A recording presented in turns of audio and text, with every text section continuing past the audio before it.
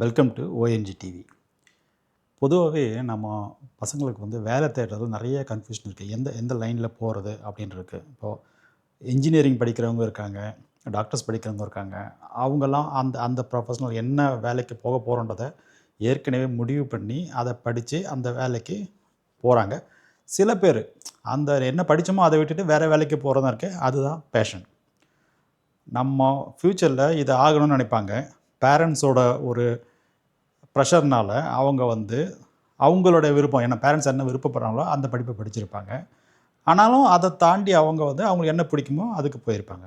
அது மாதிரி நிறைய நீங்கள் கேள்விப்பட்ட ஒரு துறை. நான் வந்து பிடெக் படித்தேன், எம்இ படித்தேன், பிஇ கெமிக்கல் படித்தேன், இப்படிலாம் சொல்லுவாங்க. ஆனால் அவங்க ஒரு பர்டிகுலர் துறையில் மட்டும் நிறைய வேலைக்கு போயிருப்பாங்க. அது என்ன துறைன்னா சினிமா துறை தான். இதில் வந்து இது படித்தவங்க மட்டும் இல்லைங்க, படிக்காதவங்க அவங்களுடைய திறமைகள், அவங்கக்கிட்ட என்ன பர்டிகுலராக திறமைகள் இருக்கோ அதை வச்சு ஒரு துறையை தேர்ந்தெடுக்கிறாங்கன்னா அது வந்து கண்டிப்பாக திரைத்துறையாக இருக்கும்.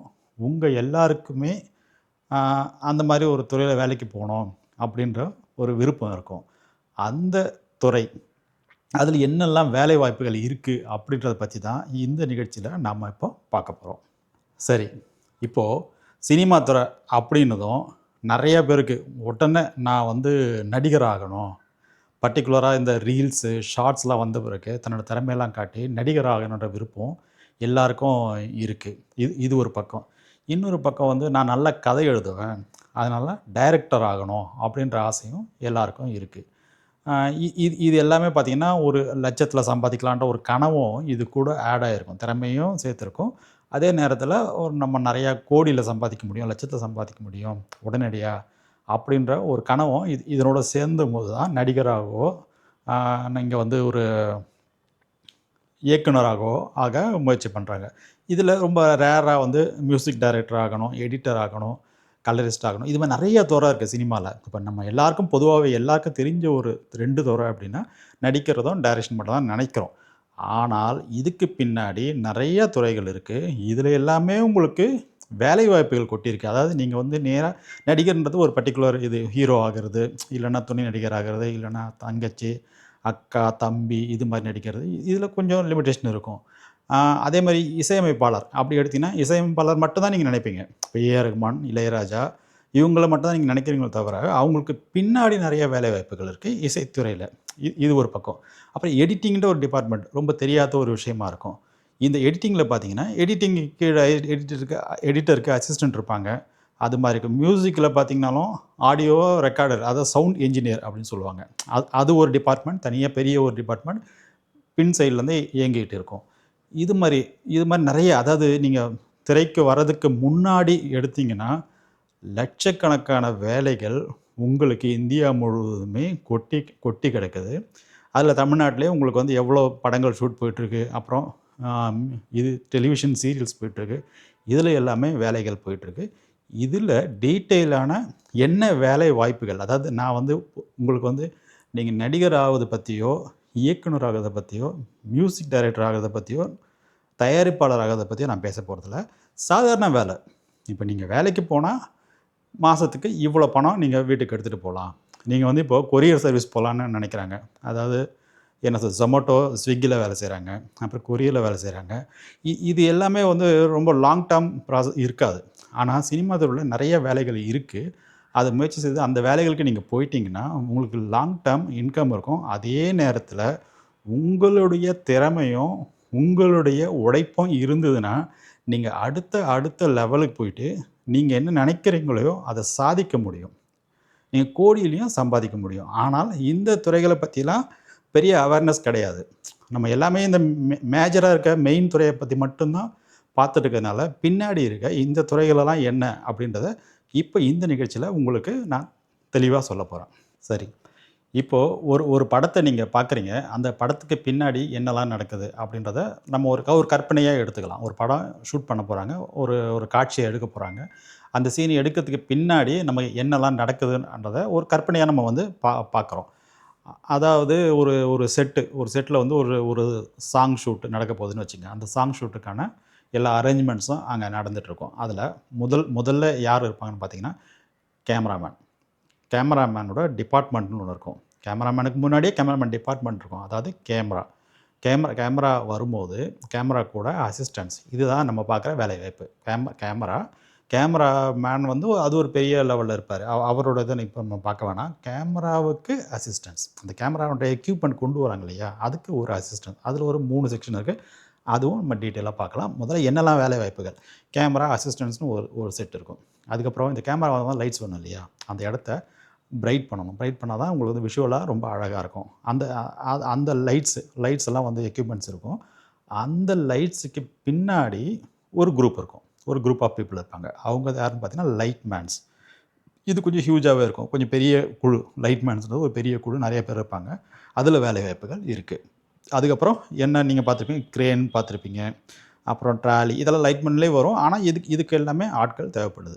ஸோ ஒரு காட்சி எடுக்கிறதுக்கு கேமரா வச்சாச்சு, கேமராக்கான லைட்ஸ் வந்துச்சு. ஸோ இதுக்கான அசிஸ்டன்ஸ் மட்டும் நான் சொல்லிட்டு வரேன் உங்களுக்கு. என்ன வேலை வாய்ப்புகள், அதாவது அசிஸ்டன்ஸ் இருக்காங்க, கேமரா அசிஸ்டன்ஸ், லைட் அசிஸ்டன்ஸ், இவங்கெல்லாம் வந்து ஒரு வேலை வாய்ப்பு உங்களை சுற்றி இருக்குது. சரி, இது முடிஞ்சது. இப்போது நடிக்கிறதுக்கு வராங்க. நடிகர்கள் அது தனியாக விட்டுடுவோம். நடிகர்கள் இருக்காங்க. அந்த நடிகர் நேராக வந்து வீட்டில் வந்து காரில் ஏறி வந்து நேராக வந்து நடிக்க முடியாது இல்லையா. இப்போ அந்த நடிகருக்கு மேக்கப் பண்ணணும். கரெக்டாக மேக்கப் பண்ணணும். அப்புறமா ஹேர் ட்ரெஸ் பண்ணணும்.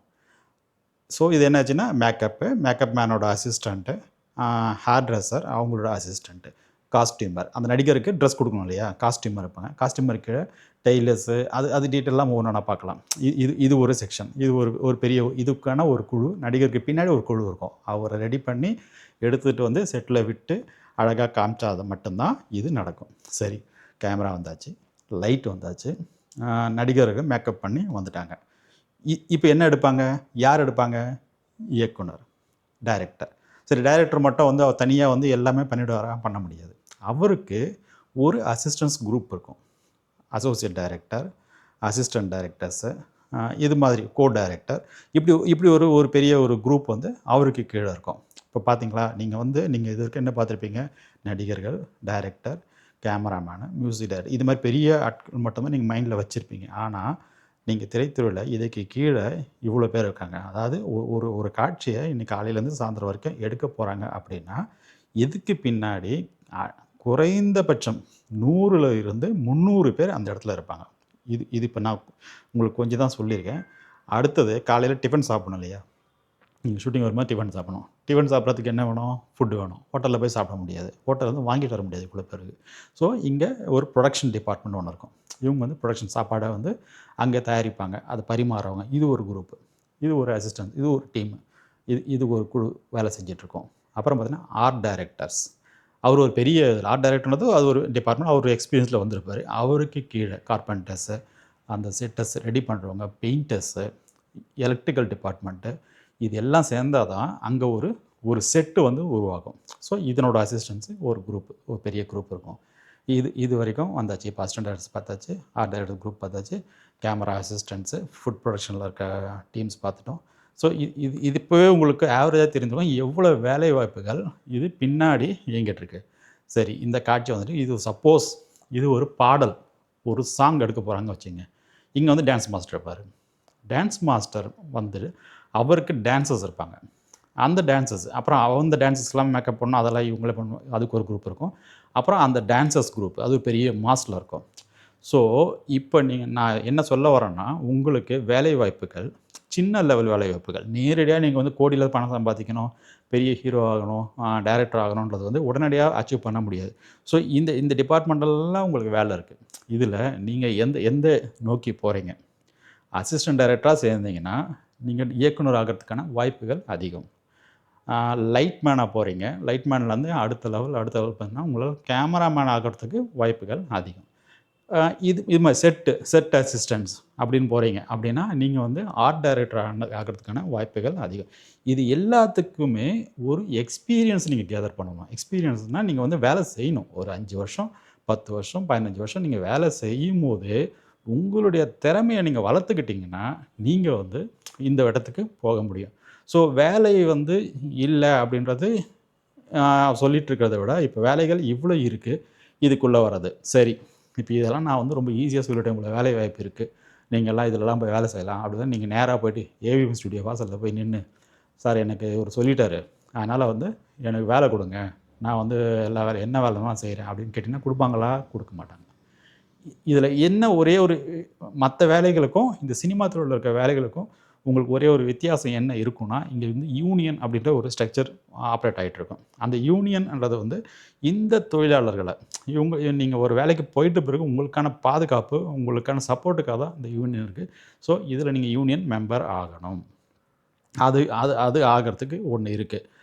அதை பற்றி நம்ம அடுத்த இதில் வந்து நம்ம பார்க்கலாம். அதில் என்னெல்லாம் எவ்வளோ சார்ஜ் பண்ணுவாங்க, அதை எப்படி அணுகிறது, எந்த யூனியன் வழியாக நீங்கள் போயிட்டு அப்ரோச் பண்ணுறது, இது அதை பற்றி நம்ம அடுத்த லெவலில் பார்க்கலாம். இதே மாதிரி 2 துறை பெரிய துறை, அதாவது சினிமா துறை, டெலிவிஷன் துறை. நீங்கள் சினிமாவில் என்னெல்லாம் பார்த்தீங்களோ அதில் பாதி வந்து டெலிவிஷன் துறை. அதாவது நீங்கள் பார்ப்பீங்க எவ்வளோ சீரியல்ஸ் இயங்கிட்டு இருக்கு, எவ்வளோ ஷோஸ் போயிட்டுருக்கு சேனல்ஸில். ஸோ இதுக்கு பின்னாடி எல்லாமே ஆட்கள் தேவைப்படுது, ஆட்கள் இருக்காங்க, நீங்களும் உள்ளே போகலாம். இதை பற்றி எல்லாமும் சில துறைகளில் வந்து யூனியன் இல்லாமல், டெலிவிஷன் துறையில் நீங்கள் யூனியன் இல்லாமல் உங்களோட வேலையை நீங்கள் தேடிக்க முடியும். இது எல்லாத்தையும் பற்றியும் நம்ம பார்க்க போகிறோம். நீங்கள் தொடர்ந்து எங்களோட வீடியோஸை பார்த்தீங்கன்னா உங்களுக்கு சினிமா துறையில் இருக்க என்னென்ன வேலைகள் இருக்குன்றதை தெரிஞ்சுக்கலாம். அதே மாதிரி சினிமா துறையில் டெக்னிக்கலான நிறைய விஷயங்களை நாம் பேச போகிறோம். தொடர்ந்து எங்கள் வீடியோ பாருங்கள், சப்போர்ட் பண்ணுங்கள். தேங்க்யூ.